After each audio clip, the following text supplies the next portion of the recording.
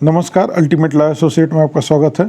इस सेशन में हम लॉ ऑफ एविडेंस स्टार्ट कर रहे हैं। लॉ ऑफ एविडेंस स्टार्ट करने से पहले हम law on the basis of the nature देखेंगे। Law on the basis of the nature, two type of law, substantive law and procedural law. Substantive law से start करते हैं। Substantive law, law that creates और defines rights, duty, obligations and cause of action that can be enforced by law.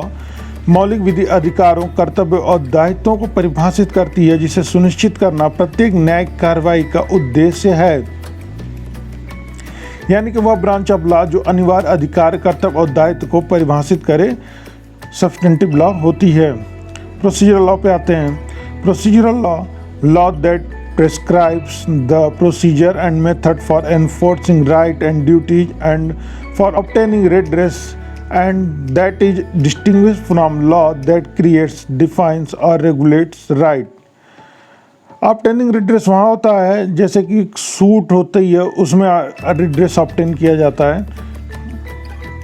Procedural law covers the formal rules for enforcing substantive law and the steps required to process a case, civil or criminal.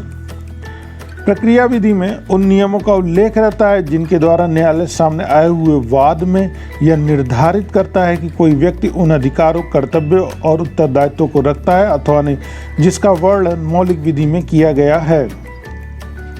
अब आते हैं adjective law पे।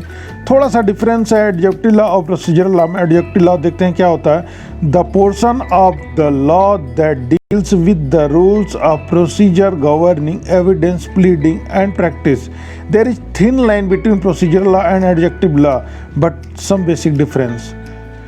एक question last year पूछा था Bihar judiciary में कि साक्ष्य अधिनियम किस तरह की विधि है। हिंदी में तो ऑप्शन प्रक्रिया विधि और एडजेक्टिव लॉ ही था, लेकिन इंग्लिश में ऑप्शन था procedural law, substantive law, adjective law, none of these. तो इसका सही आंसर था एडजेक्टिव लॉ।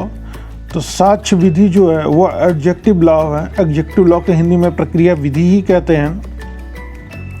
अब आते हैं वह ब्रांच ऑफ लॉ जो अनिवार्य rights, duty, liability and obligation को परिभाषित करे, सब्सटेंटिव लॉ होती है। इसका औचित्य यह है कि हर व्यक्ति का समाज में कुछ न कुछ इंटरेस्ट होता है और जब वह अपने इंटरेस्ट को चाहेगा तो दूसरों को भी प्रभावित करेगा, और जब वह अपने इंटरेस्ट को चाहेगा और दूसरों को प्रभावित करेगा तो दूसरे क्या करेगा, कोई एक आरोप लगाएगा और दूसरा उस आरोप का खंडन करेगा। तो फैक्ट एंड इशू अराइव्ड होगा। तो फैक्ट एंड इशू कहाँ अराइव्ड होता है? फैक्ट एंड इशू वहाँ अराइव्ड होता है जहाँ पे कोई एक व्यक्ति आरोप लगाता है और दूसरा उसका खंडन करता है।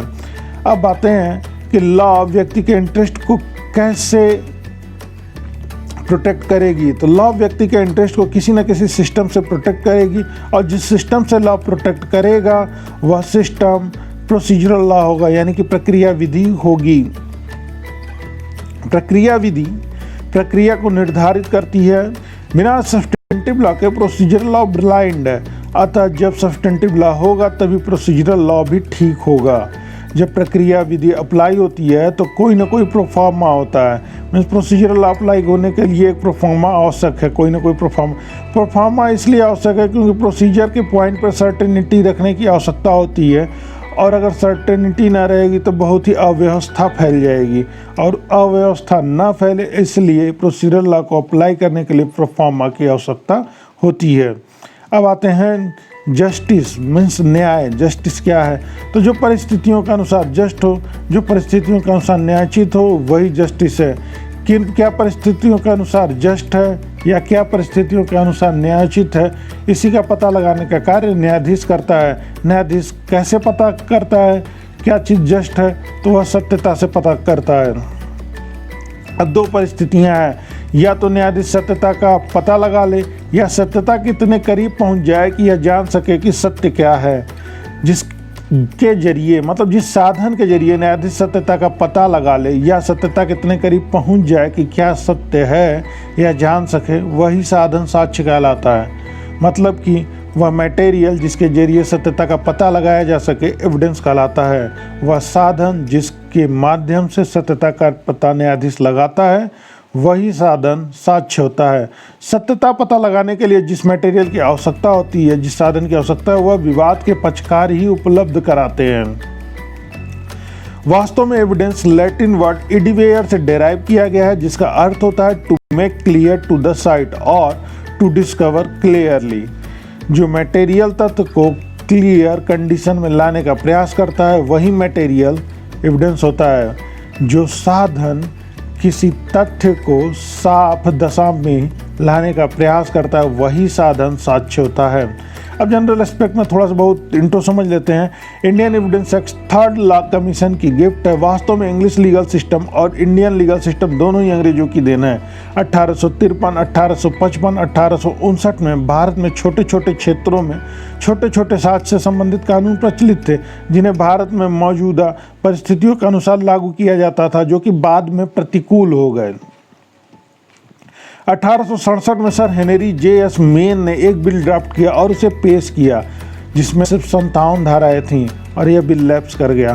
फिर जिस तरह से कहा जाता है कि मैकाले की गिफ्ट आईपीसी है, उसी तरह से सर जे.एफ. स्टीफन की गिफ्ट इंडियन एविडेंस एक्ट है। 1871 में स्टीफन ने बिल को पेश किया। इंग्लिश एविडेंस एक्ट को आधार बनाकर इंडियन एविडेंस एक्ट ड्रॉप किया गया और पारित किया गया। अंग्रेजों के भारत आने से पहले भी भारत में एविडेंस के प्रावधान थे, जो कि ओरल डॉक्यूमेंट्री होते थे, लेकिन कोई सिस्टमैटिक प्रोसीजर नहीं था।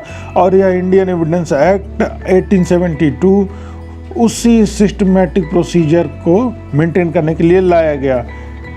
यह भारतीय साक्ष्य अधिनियम 1872 लेक्स फोरी अर्थात लॉ ऑफ लैंड है। इंडियन एविडेंस एक्ट 1872 एग्जॉस्टिव नहीं है, नॉट एग्जॉस्टिव है, फिर भी यह अधिकांश को पूर्ण करने का कार्य करती है। तो यहाँ पे एक चीज़ क्लियर होनी चाहिए कि लॉ ऑफ एविडेंस किस तरह का लॉ है। तो लॉ ऑफ एविडेंस लेक्स फोरी है, law of evidence adjective law है, हिंदी में प्रक्रिया विधि कहते हैं, और नॉट एग्जॉस्टिव है। किसकी गिफ्ट है? Sir JF. स्टीफन की गिफ्ट है। इसके बाद लॉ ऑफ एविडेंस में हम the Indian evidence act 1872 start करेंगे और उसको डिटेल में देखेंगे, क्योंकि एग्जामिनेशंस बहुत ही करीब हैं और नेक्स्ट सेशन से उसे स्टार्ट करेंगे। धन्यवाद।